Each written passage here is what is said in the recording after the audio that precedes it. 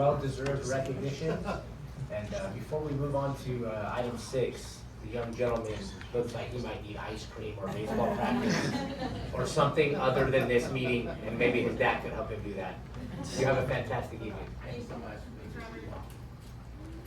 All right, return to item 6 now. Up next, Mrs. Rowland will share the annual declaration of need for fully qualified educators for the 26-27 school year.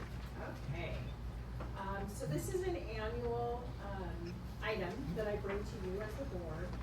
It's required by the California Commission of Teacher Credentialing, the CTC, and it requires the district to annually adopt a declaration as to the hiring of fully qualified educators. So the commission requires our districts to complete a diligent search to recruit fully prepared teachers, which we have done. We have hired some fantastic teachers for next school year. When a district is not able to find fully prepared teachers for an upcoming school year, then we're required by CTC to apply for some emergency permits, which is very, very common.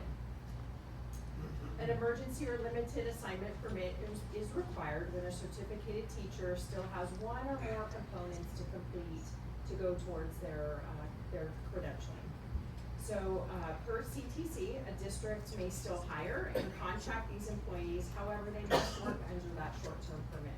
So what this declaration is indicating, it's proposing that we will likely be needing to apply for 12 emergency permits for candidates who still need to complete their CLAD or EL authorization, 1 emergency permit for a teacher librarian services candidate who still needs to complete an item, 10 limited assignment permits for multiple subject candidates, 1 limited assignment permit for a single subject candidate in the area of arts, which has to do with our BAPA program, and 5 limited assignment permits for special education candidates that we are bringing in.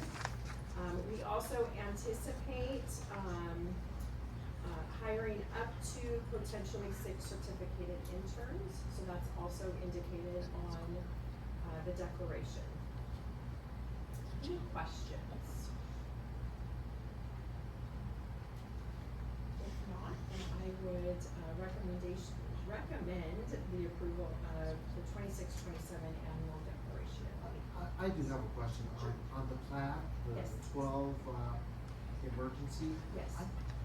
You can tell that's one of the most common ones. Yeah, I just, back in my days, I know we had to do the test, but I thought it was part of the coursework nowadays, but I Some don't know. programs it is, Okay. oftentimes with our out-of-state candidates. Oh. If they're at a university that's out of state, they need to complete that. We find that they need to complete that CLAD requirement, which is usually a 3-unit course that they need to complete. So, oftentimes, because we do hire early, our candidates do complete these prior to the start of the school year, but in preparation, just in case, we always wanna make sure that everyone is fully qualified to start the new school year. Should they not have that completed, then they would go right onto that emergency permit. Thank you. Okay, you're welcome. I have a question. Cal State teach? Yes. What is it? I would be happy to get information for you about that. There are a lot of details in regards to Is it like an online the Cal program State or? Teach program and grant opportunities. Okay. Okay, it says list the universities, colleges or universities that we have internships with, so is it, I just haven't heard of that. Yes, yes. That's it. So, It's why, it is a very large program, so I'm happy to get information. for you. okay. Yep, absolutely. Okay, thank you. Do you have any additional questions for Mrs. Rowland? Hearing none, may I have a motion to approve the annual declaration of need for fully qualified educators for the 26-27 school year pursuant to the requirement established by the State of California Commission on Teacher Credentialing? Motion by Dr. Jaramillo. Second by Member Karsh. All in favor? Aye. Any opposed or abstained? Hearing none, motion passes unanimously. All members present vote yes. Up next, Mr. Lautenschlager will share the updated board policy 3515 campus security, and the new administrative regulation 3515, also for campus security.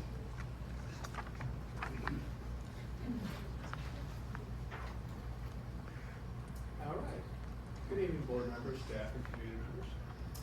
Tonight, I am presenting a new administrative regulation, AR 3515, campus security. This new regulation is actually existing board policy that has been stretched out between both BP and AR, as recommended by CSBA's GAP. The majority of the content in this new administrative regulation has simply been moved from the existing board policy over to AR. However, any new revisions to the policy, there's new language to ensure that the district is going to secure our network infrastructure and web applications from cyber attacks. This is new policy, but it's not something new to our district. We've been doing it. There's also new language to ensure the staff be made aware of their responsibilities regarding the immediate reporting of potential homicidal acts to law enforcement. Our staff as well has been taught to, if you see something, say something. Community as well. It does a great job with this. But this will also be added and addressed in our back to school trainings, or annual staff notifications. And the reporting of any concerns is also emphasized in our workplace violence prevention plan. Additional language, anyone who receives or learns of a health or safety threat related to a school or school activity will be encouraged to report the threat to an administrator. And additional language has been added ensuring that all state-funded new construction and modernization projects will include locks that allow doors to be locked from the inside. And this is also part of the practice of the district. May I answer any questions?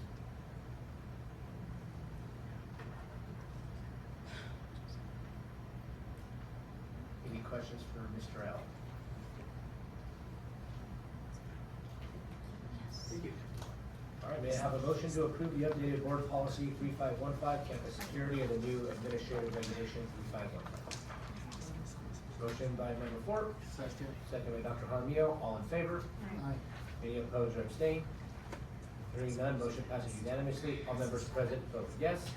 We will now move to item 7A pertaining to the identification of the impact that projected future development will have on the school facilities of the Etiwanda School District and the adoption of the fee justification report for residential and commercial/industrial development. Mr. Claflin. Well, good evening, Board. It is a very long title for a public hearing that is just easily summed up. It's builder's fees. The fees that are charged to those individuals that want to add on to their home or build a new home or build a new commercial or industrial building in our district. So we are currently taking this every 2 years now. We're used to probably every year that we would have a school needs facilities needs analysis. But we are now a level 1 district only. So level 1 is based upon the state allocation board's update of the amount of fees that can be charged for these new additions. And that happens every 2 years on the even year. So this is an even year in 2026. So the state allocation board met in February, late January, early February, and set the new fees. The new fees are then divided between the grade levels of the serving districts. So Unified gets all 100% of it, but because we're an elementary district that then feeds into Chaffey Joint Union High School District, we get 9/13 of it, and they get 4/13 of it. So that turns out to be 61% for us, and 69% for us, and 31% for Chaffey Joint Union District. So currently our square footage fee is $3.57 per square foot for residential additions in excess of 500 square feet, or new developments including ADUs that are in excess of 500 square feet. That fee is now going up to $3.71, so that's an increase of 14 cents. So not a large increase, but substantial from the standpoint of if you're building a very large home. It's going to be a bit more than if you're just building a 501 square foot ADU. For commercial and industrial, which we still do have some development in the southern portion of our district, that fee is going up from 58 cents per square foot to 60 cents per square foot. That 2 cents is substantial when you're building a 1 million square foot building. So that is a large amount of money that comes into the district when they build. So we are recommending that we adopt these new level 1 fees and have them implemented in 60 days. So it's not an immediate item, so there is a calendaring that will occur that it will take effect in 60 days. We do not need to go through the process of a immediate resolution that says it's good immediately and then we have to do it again in 30 days. We are fine with that 14 cents and that 2 cents. If we don't make it up in the 60 days, it's just fine. So we do recommend and go ahead and move forward with the public hearing. At this time, I will now open the public hearing on item 7A. This is the time and place designated for the public hearing. We will now provide an opportunity for public comment. Members of the public will have up to 3 minutes to address the board. Do we have any comments regarding the school facilities and adoption of the fee justification report?